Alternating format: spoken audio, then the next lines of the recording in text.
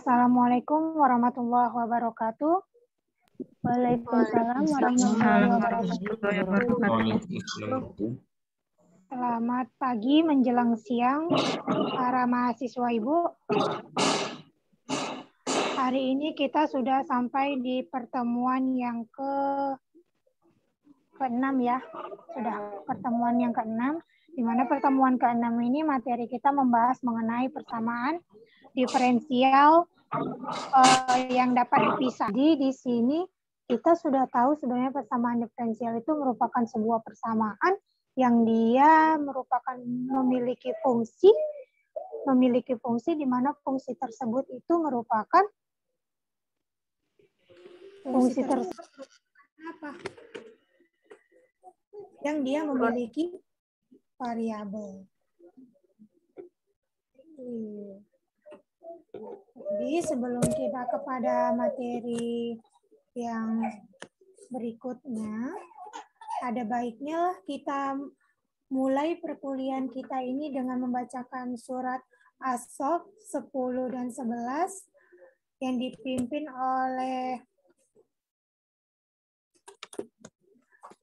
Komting. Mulai perkuliahan pada pagi hari ini, marilah kita membaca surat As-Saff ayat ke-10 dan ke-11. A'udzubillahi minasyaitonirrajim. Bismillahirrahmanirrahim. Ya ayyuhalladzina amanu adullukum ala tijaratin tunjikum min adzabin alim tu'minuna billahi wa rasulihi wa tujahiduna fi sabilillah bi amwalikum wa anfusakum dzalikum khairul lakum in kuntum ta'lamun.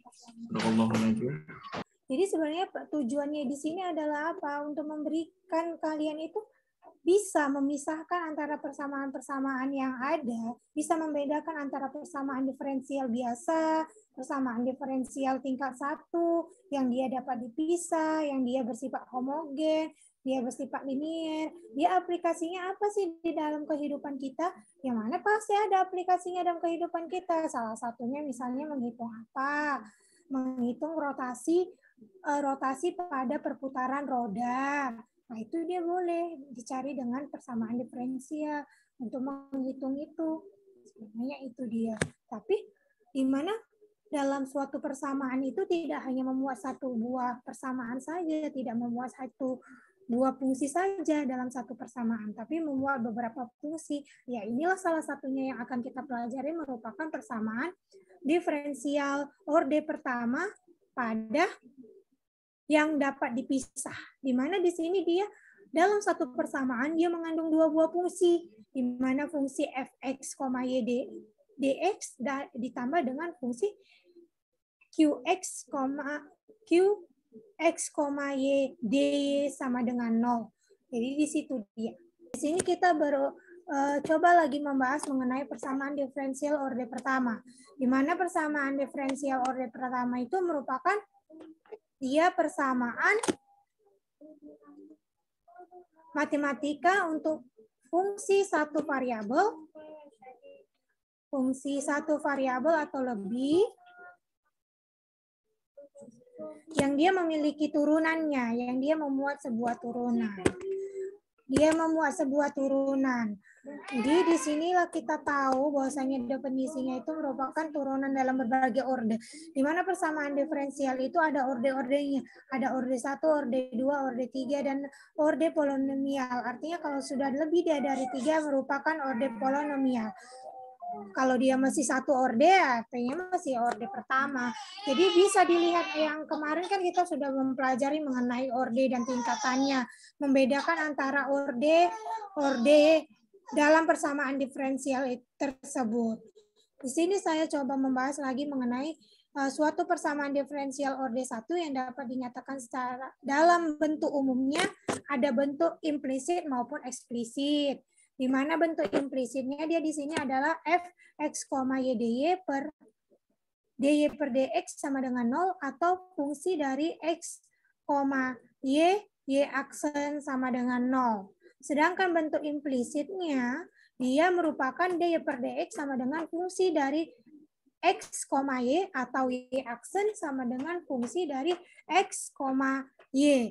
Di mana di sini apa sih bedanya bentuk implisit dengan eksplisit? Di mana bentuk implisit itu apa? Dia sudah selesai, nilainya langsung dinyatakan nilainya adalah 0. Jadi fungsi tersebut hasilnya adalah 0. Seperti itu dia. Jadi langsung dia bilangan yang memang dapat dinilai gitu. Bentuk bilangan biasa. Sedangkan kalau dia bentuk eksplisit ini, dia menyatakan fungsi tersebut turunannya nanti masih menghasilkan fungsi. Jadi turunan dari persamaannya itu masih menghasilkan fungsi. Tidak langsung dia menghasilkan nilai, tapi dia hanya menghasilkan fungsi kembali. Sampai di sini paham? Antara bentuk implisit dan eksplisit? Paham, Bu. Paham ya? Contohnya, X, Y aksen tambah Y kuadrat ditambah X kuadrat tambah 1 sama dengan 0, atau X dy per dx ditambah Y kuadrat ditambah X kuadrat tambah 1 sama dengan 0.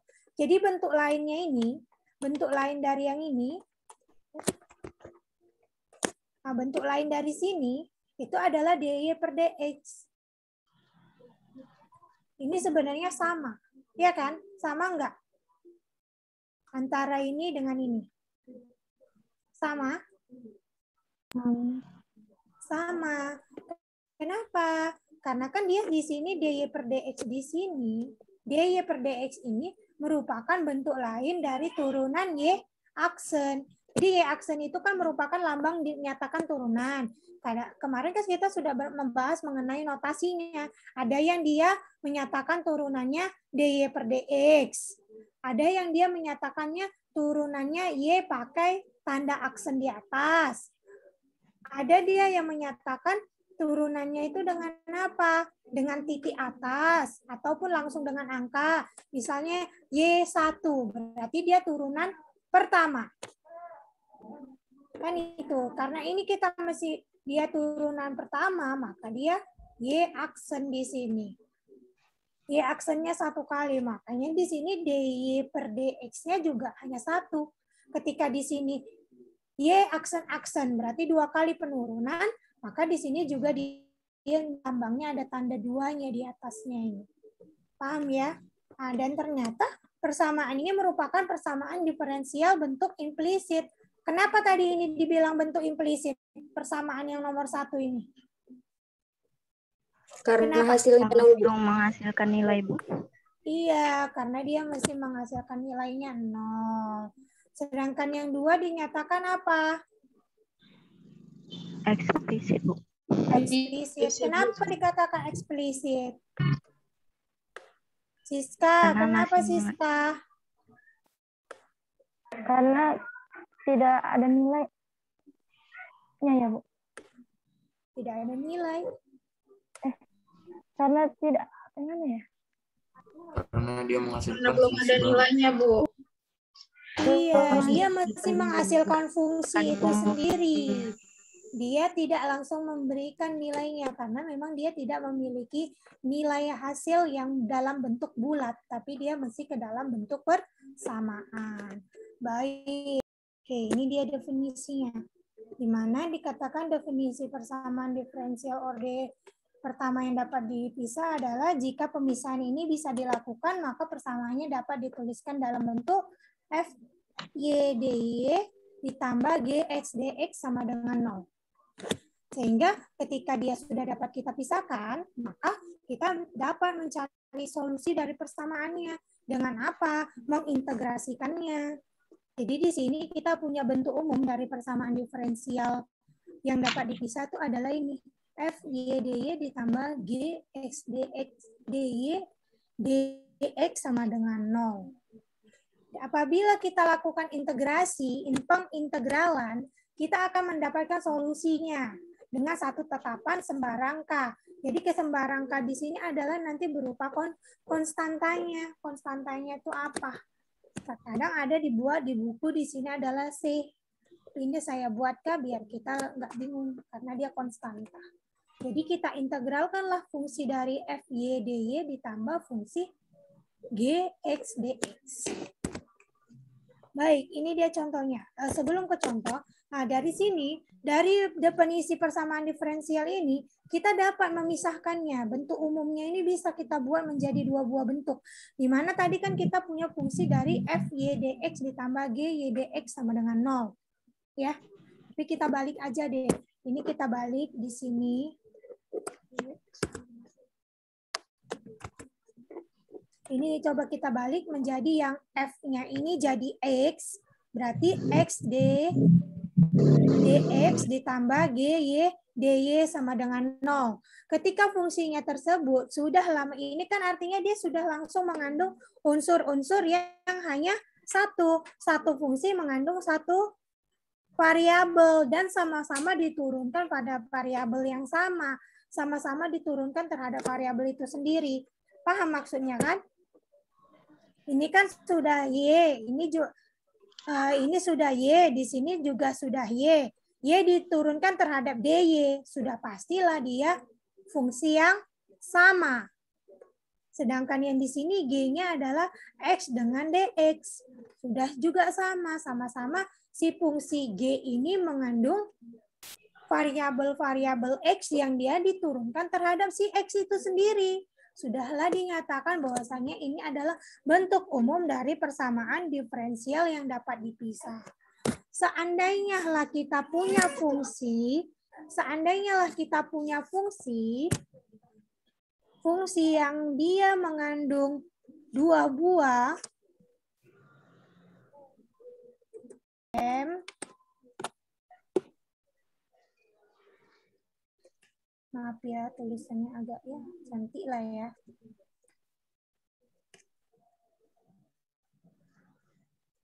X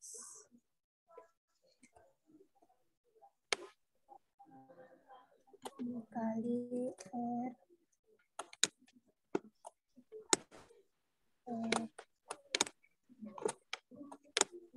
kebaca masih angka? Masih, Bu.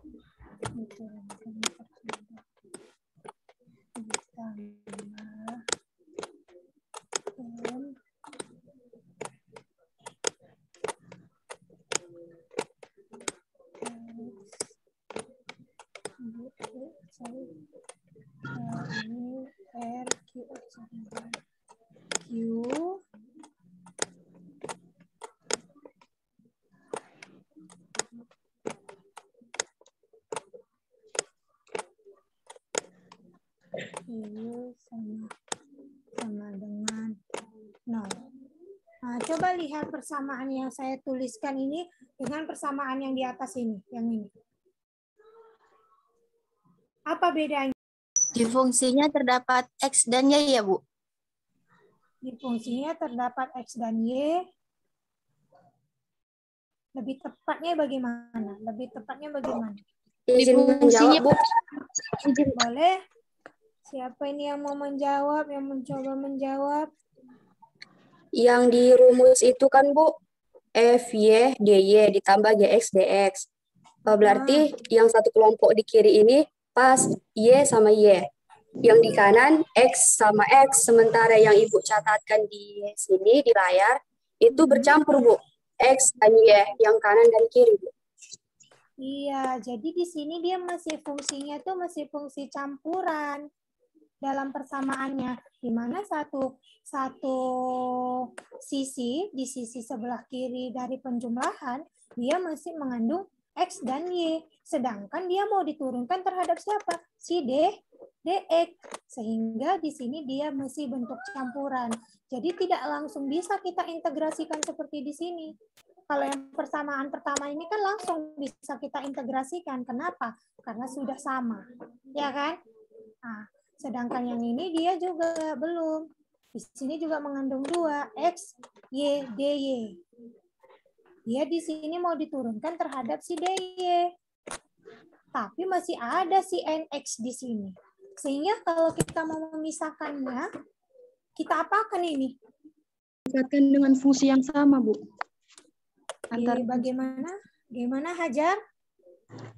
Fungsi yang sama kita kalikan, Bu, kan jadi mx kali nx ditambah ry dikali qy dy sama dengan 0.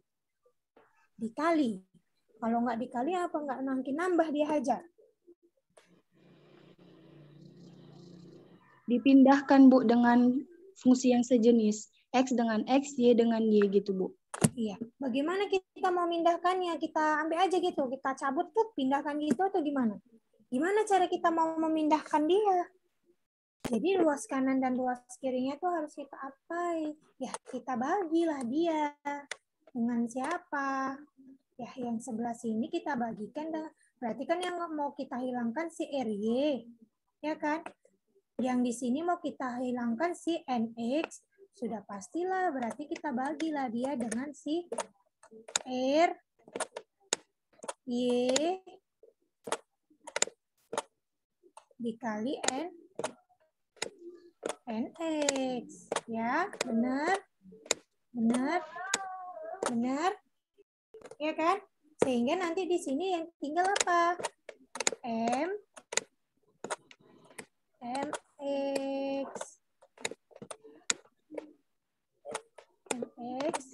per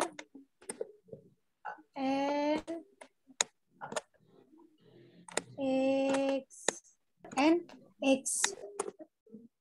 Nah, di sini jadi kita dapatkan tadi kita kan sudah tahu bahwasannya kita bagi dengan RY per NX. Dimana sehingga ketika kita bagilah ruas yang sebelah sini ini dengan si RY NX, maka yang tinggal adalah si MX per NX. Ya enggak? Ya kan? Nah, jadi di sini per DX ditambah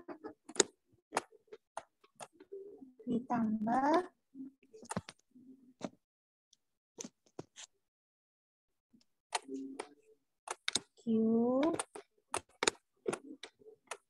Y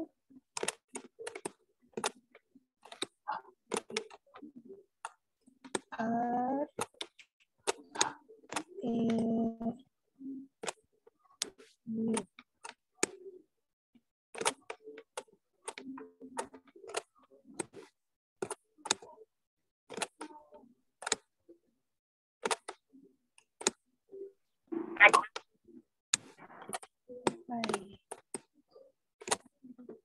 Maka ini sudah pada tempatnya atau belum? Ayo.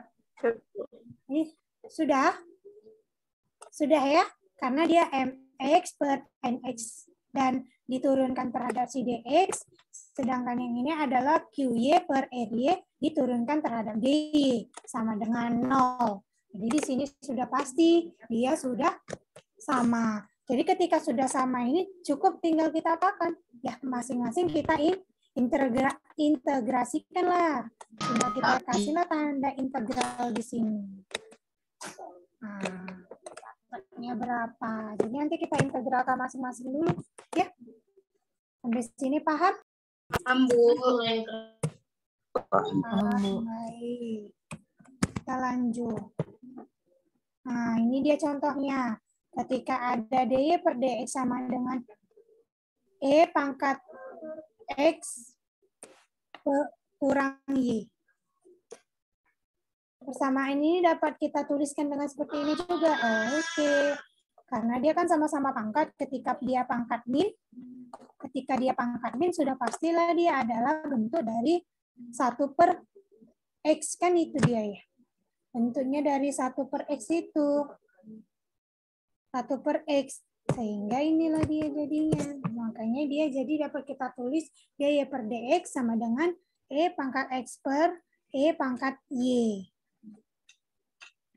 Dimana di sini kita dapatlah kita turunkan dia menjadi apa? Sudah, yang ini dia turunannya adalah E, YDY kita ubah atau kita pisahkan dibilangnya menjadi E pangkat YDY dikurang E pangkat XDX sama dengan 0. Di mana kedua ruas kita integrasikan menjadi integral E pangkat YDY dikurang integral E pangkat XDX sama dengan KK. Atau E pangkat Y sama dengan E pangkat X tambah K. Jika saya punya persamaan X pangkat 3 ditambah 2X tutup kurung D X ditambah 3 Y pangkat 2 ditambah Y tambah 1 DY sama dengan 0. Nah, kalau kita punya persamaan seperti ini, sudahkah dia bentuk persamaan yang dipisah? Sudahkah dia satu kelompok? Sudah? Sudah, Bu. Kalau kita integralkanlah kedua belah pihak ini, maka jadi apa? Apa hasilnya? 1/4 lah ini. 1. Iya, Bu. 1/4 X pangkat 4 ditambah berapa? X pangkat 2, Bu. X pangkat 2, Bu. X pangkat 2, ya benar. Oke, berarti di sini dia menjadi 1/4 X pangkat 4 ditambah X pangkat 2. Oke, yang sebelahnya ini. Terhadap si Y ya, terhadap si DY. Nah, jadi apa? Jadi Y pangkat 3, Bu. Iya, Y pangkat 3 Ditambah ditambah 1/2 Y pangkat 2. 1/2 Y pangkat 2. Ditambah Y, Bu. Hah? Ditambah Tambah apa? Y. Y, tambah Y. Jadi di sini nanti dia sama dengan siapa? K, ya kan? Ya, Bu. Tahu sama dengan C. Apa kan? Biar dia ini koefisiennya 1. Ya. Diapain? Dibagi dengan perkalian. Iya, dikalikan dengan berapa? 4. Iya, dikali dengan 4. Maka hasilnya tinggal apa? X pangkat 4 ditambah 4X pangkat tambah berapa? 4X pangkat 2 ditambah 4Y pangkat 3. 4 Y pangkat 3 ditambah 2 Y pangkat 2 ditambah 4 ya. Y sama dengan K. Baik, sampai sini bisa ya? Bisa? Bisa, Bu. Bisa. Jadi sebenarnya dia ketika persamaan diferensialnya belum satu kelompok, maka dia kita kelompokkan dulu. Nah, bisalah kita gunakan dengan cara pembagian ataupun dia perkalian, tergantung pada situasinya. Setelah dia sudah satu kelompoknya sama, barulah dia boleh kita integrasikan sehingga kita dapat dari solusi persamaan diferensial yang dapat dipisah. Sampai sini ada lagi yang mau ditanya? Ya, waktu kita sudah cukup dan sudah selesailah pertemuan kita hari ini. Untuk tugas kita minggu depan, silahkan kalian nanti kerjakan tugas yang akan saya upload di pada GCR. Kan sudah ada di grup kita GCR di Google Classroom, di mana nanti di situ ada saya buat kolom tugas, silakan kalian kerjakan dan dikumpul dengan waktu yang telah ditentukan. Jadi ketika nanti ada yang perlu didiskusikan atau tidak paham mengenai soal, ada yang ingin ditanyakan, boleh melalui WhatsApp ataupun dengan via telepon kepada saya, boleh. Kita tetap melakukan bimbingan di luar kelas. Dan untuk pertemuan yang minggu depan mengenai persamaan diferensial eksak, silakan dipelajari kembali. Baik. Sebelum saya tutup pertemuan hari ini, ada baiknya saya cek dulu kehadiran para mahasiswanya. Yang pertama si Hajar Mawaddah. Hadir, Bu. Lewaldi Barus. Hadir, Bu. Rafiki Ihsan. Hadir, Ibu. Putri Handayani. Rafiki hadir, Bu. Putri Handayani. Saya, Bu. Siska Erika. Hadir Bu. Hadir. Nur Hayati. Hadir, Bu. Devi. Bu. Sampai ketemu di minggu depan. Jangan lupa dikerjakan tugasnya. Dan jangan lupa diupload dan carilah materi untuk minggu depan. Persiapkanlah kelompok yang akan maju di minggu depan. Siapkan materinya, pahami materinya. Baik ya, kalau begitu sampai di sini aja pertemuan kita hari ini. Dan saya akhiri dengan wassalamualaikum warahmatullahi wabarakatuh. Waalaikumsalam warahmatullahi wabarakatuh.